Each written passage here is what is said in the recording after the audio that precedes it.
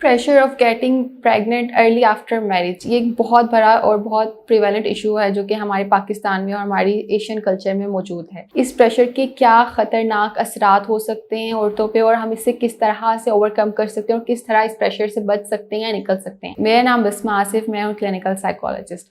अगर हम बात करें अपनी एशियन कल्चर की और पाकिस्तान में, तो हमारे यहाँ पे जैसे ही आपकी शादी होती है तो औरतों से पहला सवाल यही किया जाता है और फ़ौरन हर ख़ानदान के हर औरतों का, चाहे वो फूफो हैं, खाला हैं, वो सब उनका फोकस उस औरत पे होता है या उन शादीशुदा कपल पे होता है और उनसे मिलते ही आप ये सवाल करते हैं, आप उनका हाल चाल भी शायद बाद में पूछते होंगे और आप पूछते हैं हाँ जी आपने कंसीव किया भी कि नहीं।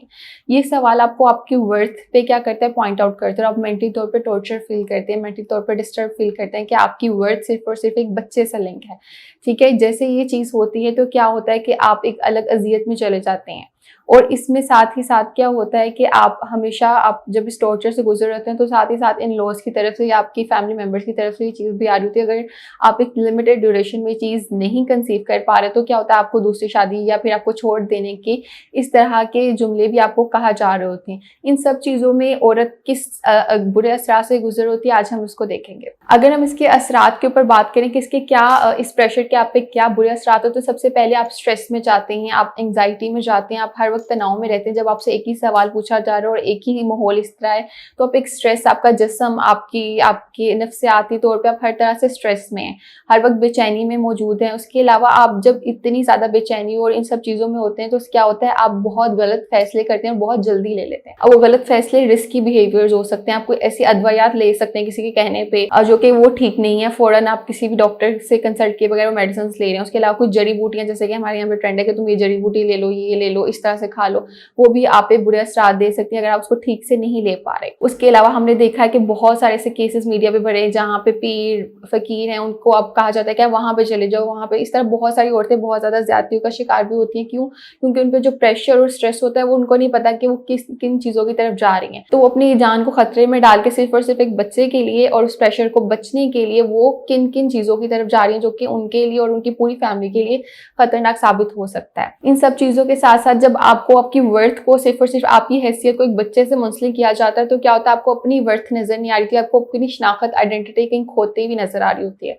तो जब आपको अपनी वर्थ महसूस नहीं हो रही तो आपको एक डिप्रेशन की कैफियत आती है, आप डिप्रेशन में आहिस्ता आहिस्ता जाना शुरू हो जाते हैं। क्योंकि अल्टीमेटली जब आपको अपनी वर्थ फील नहीं हो रही तो आपका अपना कॉन्फिडेंस कम होगा, जैसे आपका कॉन्फिडेंस कम होगा तो अल्टीमेटली आप डिप्रेशन की तरफ बढ़ना शुरू हो जाएंगे। इन सब चीजों में आपका जो मियाँ बीवी का ताल्लुक होता है उसमें एक तनाव आ जाता है और वो जो आप अपनी रिलेशनशिप में अच्छे से आ सकते हैं, उसमें इन्वेस्ट कर सकते हैं, एक दूसरे से मतलब कि उस तरह से आप अच्छा ताल्लुक बना सकते हैं, वो सिर्फ और सिर्फ इस कमी की वजह से आप उस सब चीज़ों को खो देते हैं। तो आपका जो मेन मकसद है शादी का वो कहीं भी मौजूद नहीं होता।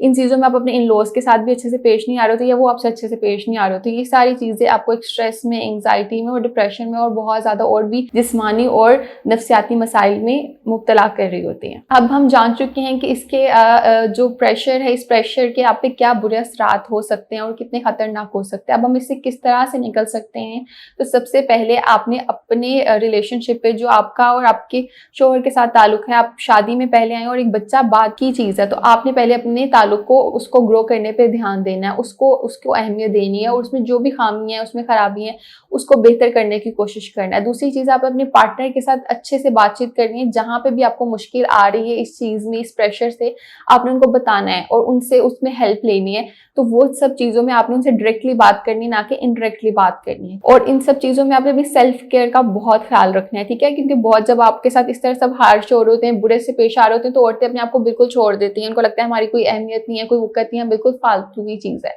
तो जब आप ये सब चीज़ें करेंगे तो आपकी अपनी सारी की सारी आपकी आइडेंटिटी कॉम्प्रोमाइज़ होगी, वो बुराई में आएगी, खराबी में आएगी। तो आपको लगता है कि आप एक हेल्दी जो है, एक बच्चा पैदा कर सकती है, नहीं। तो फिर आपको अपनी सेल्फ केयर का ख्याल करना है, आपको उसको मेंटेन करना, अपने पे फोकस करना है, ठीक है? और उसके अलावा क्या करना है कि आपने अपने आप को एजुकेट करना है रिप्रोडक्टिव सिस्टम के बारे में, जाने कि क्या होता है, इसमें क्या मसाइल होते हैं और कितनी लिमिटेड टाइम तक ये चीज़ इंपॉर्टेंट होती है और क्या मुश्किलें होती हैं।